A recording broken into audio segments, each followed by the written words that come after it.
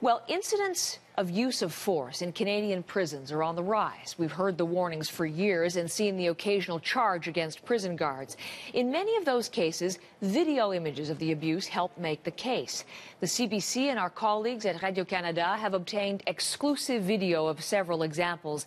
And as Susan Bonner reports, it's what is not seen that has many worried. Candid camera images from inside Canadian jails and prisons.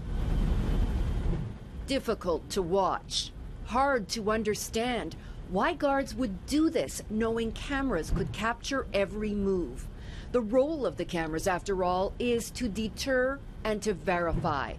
Every guard involved in abuse here was fired or charged or both. Well, it's terrorism.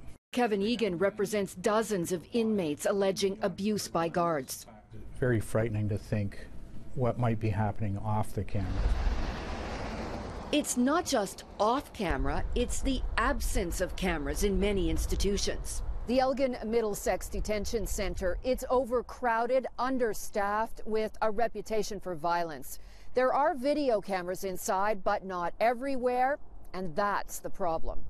I could call it the devil's playground. Chris Reibling served time here for robbery. In a $2 million lawsuit, he alleges he was beaten by several guards during a lockdown. The incident was not videotaped. Since they've put in the video cameras, I've heard a couple of the guards say things like, "Oh, you're lucky these cameras are here. I'd beat the shit out of you now, but we can't." And like, you know, maybe it is going to help a little bit. But, you know. The Ontario government won't talk about the Reibling lawsuit. It will say adding more cameras to its facilities is a top priority. But in his most recent report, the federal correctional investigator found even where there are cameras, the system is failing almost 70% of the time in federal institutions. I think that cameras should cover every square inch of every institution. Privacy issues aside, covering every square inch of every facility would cost millions. While tough on crime spending may sell, making life easier for inmates is not easy politics. Susan Bonner, CBC News, London, Ontario.